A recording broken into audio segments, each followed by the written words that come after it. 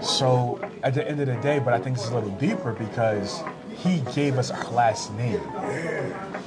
He started a cycle of people keep passing on his name. Yeah. He, like, at the end of the day, when I go to Virginia, there's no way, now that I know about him, that I can just dismiss him because the land that was from when we were slaves is still in my family.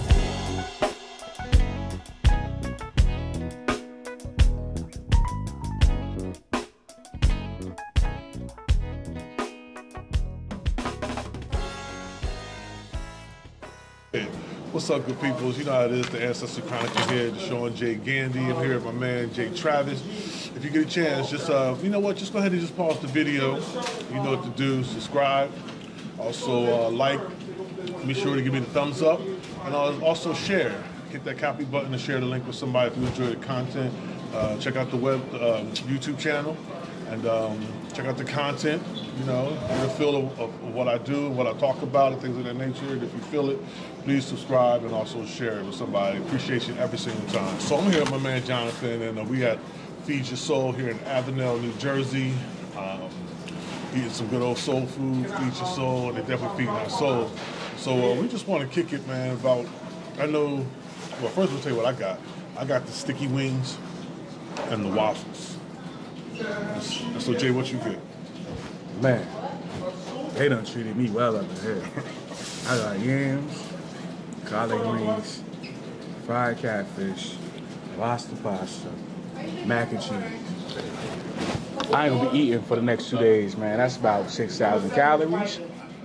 And I ain't saying soul food bad for you, but I'm saying what I got is gonna add some calories to it, brother. But so far, I had a little bit of everything. All right, so Jay, we had the chance. What's that? Last year? It was like a year from now. Crazy. Yeah, like a year from now. Exactly a year from now. Yeah, we went a week ago. Make it like exactly a year. Oh wow, really? Yeah. I did not realize that. So we had a chance to go down to Virginia to see the homestead, the Travis homestead down there. What part of Virginia was that? Brunswick County. Brunswick County, Virginia. Lawrenceville, Greenville. Orangeville? Lawrenceville, Greenville. Lawrenceville, Greenville. Virginia. Brunswick County. In Brunswick County. And we had quite a good time down there, man. Meeting your family, seeing the homestead and everything like that. Travis side. Yeah. It was the Travis side of the family. And so we discovered something really interesting.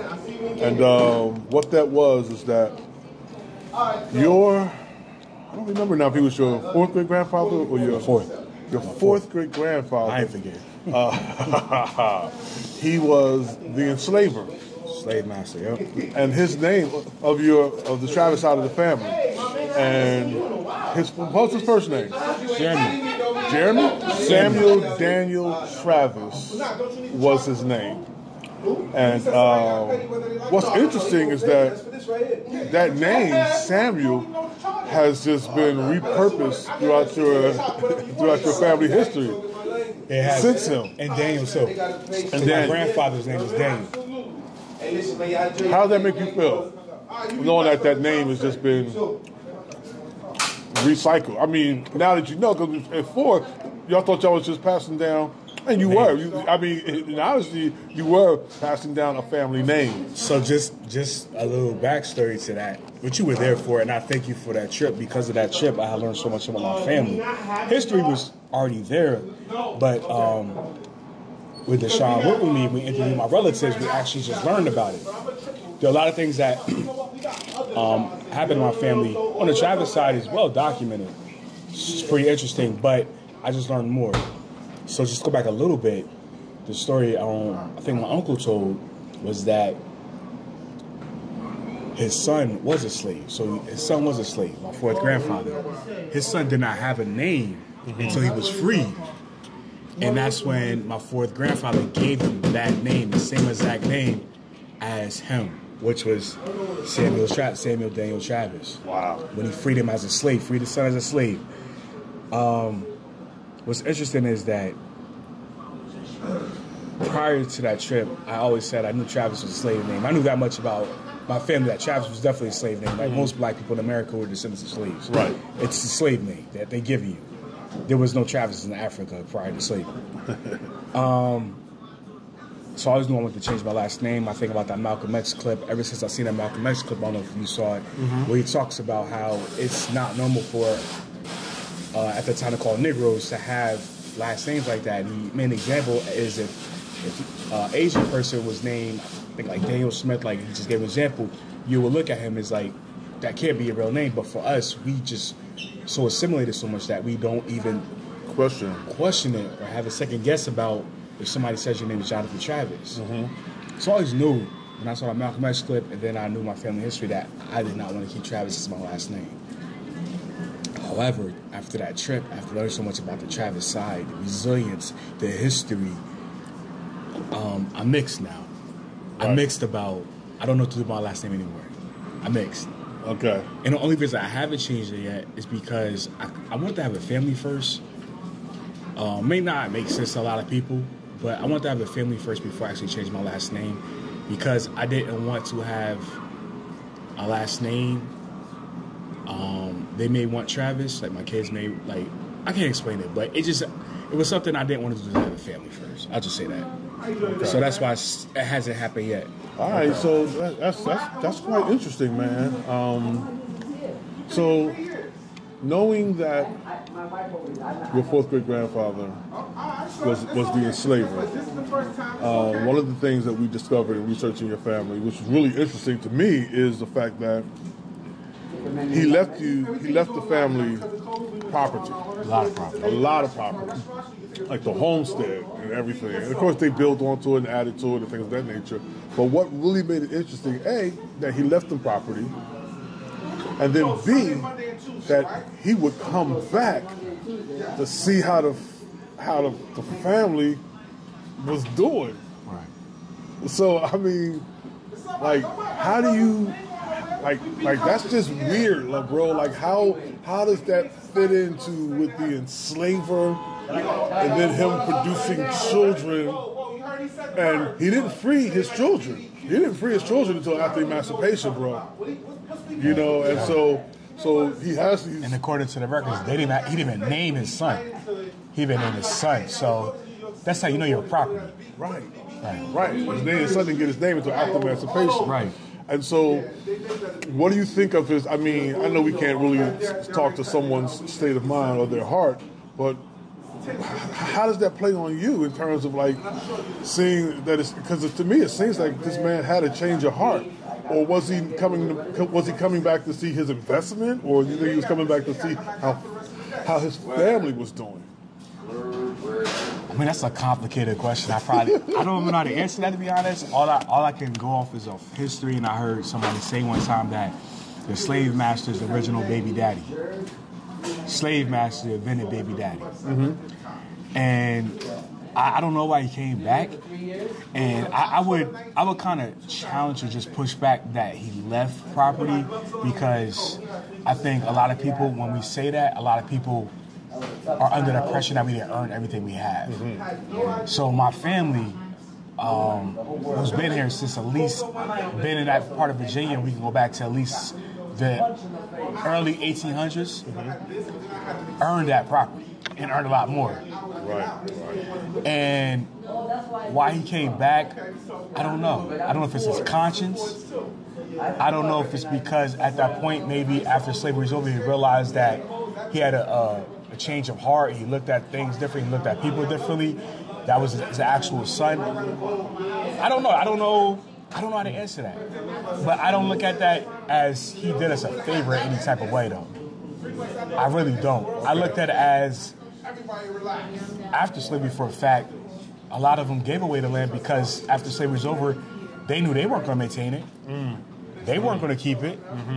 There was no way that they were going to be able to maintain all that land by themselves. A lot of slaves didn't want to stay there. We know about sharecropping, but not every single slave became a sharecropper. Right. So that's why I can't say it's a favor, because a lot of land, they didn't have nothing. There was nothing they could do with it. That makes a lot of sense, because although enslavers who had plantations were called planters, the irony is that for the most part they never planted anything. No. You know, it was their enslaved people who did the planting and things of that nature. Have you reached out to any of the white Travises? Have you ever tried to connect with them? No. No. Okay. Has that something you ever considered? No. Okay. No, I know my other side of the family got kind of close to, or did get close to learning about our white side on my mother's side. But that's I think that's, once again, I mean, these are really complicated emotions that, you know, you're asking me to consider, right? As somebody as a descendant of slavery, too, I'm sure you can relate.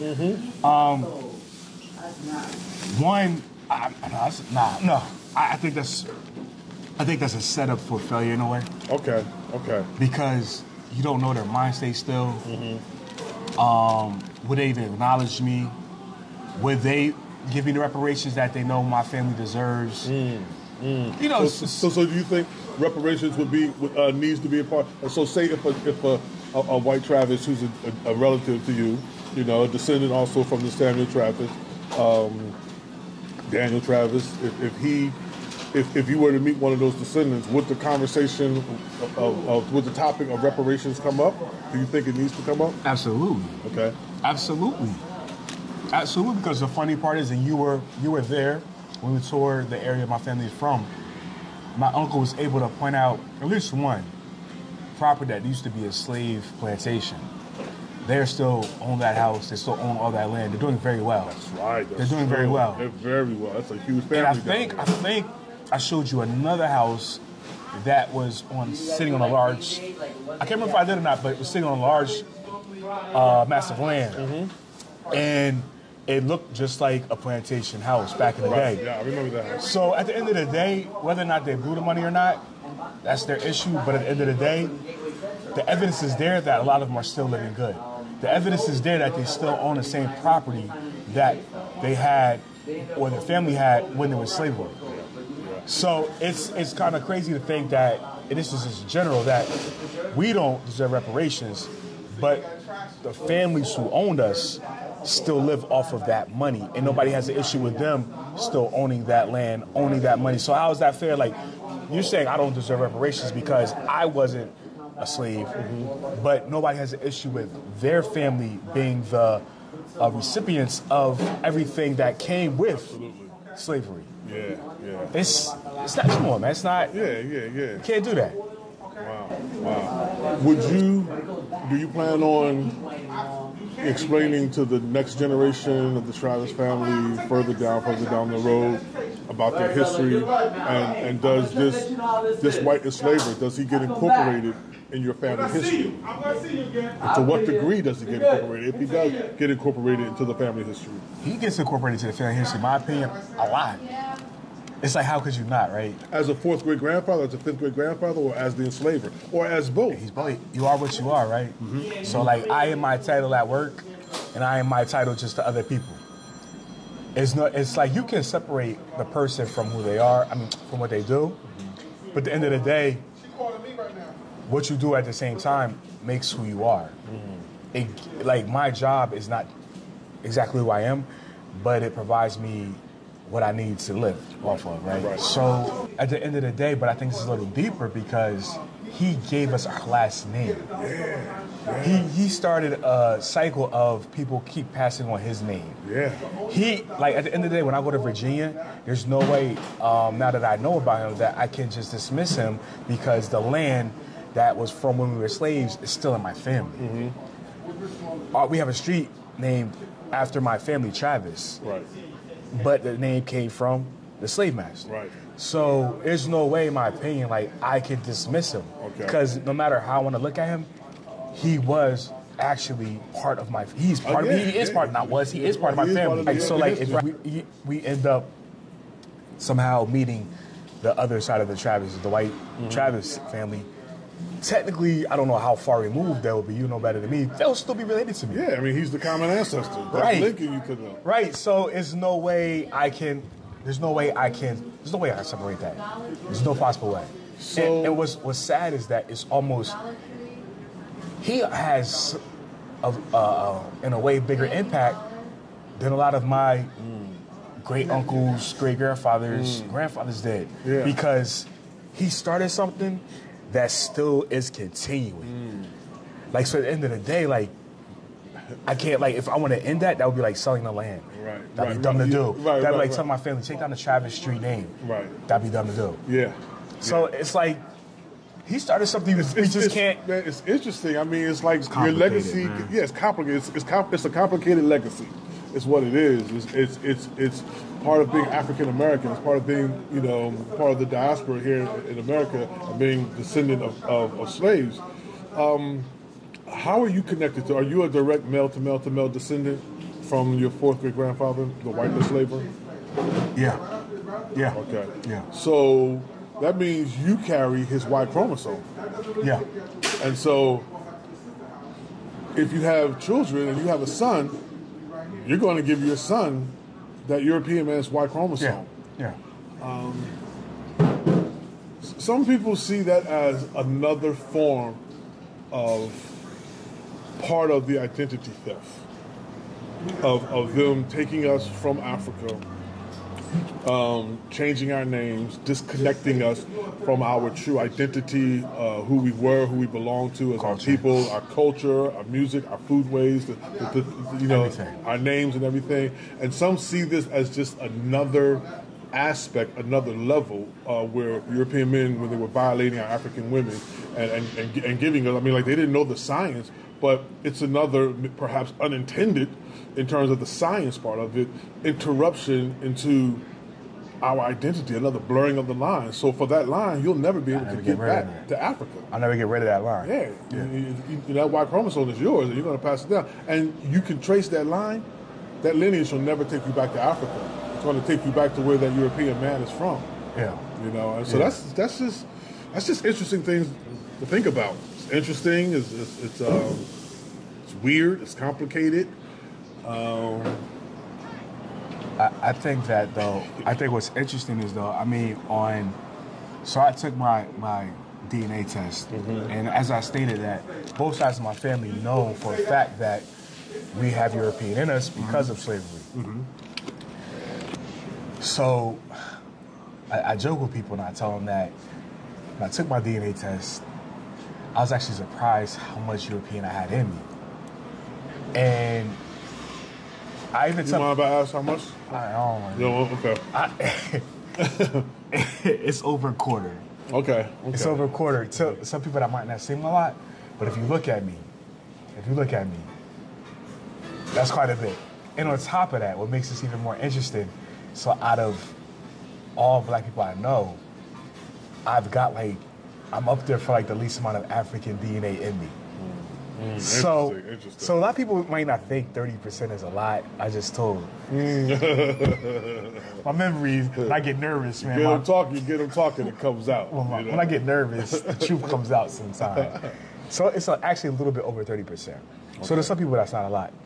But it's quite a bit, because what's in second place after they break down, after they break down the continent you're from, they break down the country within the continent. The second after, I want to say Ghana, Ivory Coast was number one. European country was number two. So interesting. So it's like it's in your face. It's like I can't hide. I can't, like you said, like there's nothing I can do to change that. There's nothing I can do to run away from that. Right. I have to accept that, And at the end of the day, I know who I am. I can look in the mirror. You look in the mirror. We know that race is based off of really not how you consider yourself, but society. So I can put on census. I'm biracial, right? Right. I can put that on the census, but that's not gonna get me too far. when I walk out my house. Right. Absolutely. You know what I'm saying? Absolutely. So after that trip, because as some people, most people know, I do believe in Pan-Africanism, Pan-African. I'm also torn now with the whole ADOS movement, so I'm trying to find a middle ground for both, actually.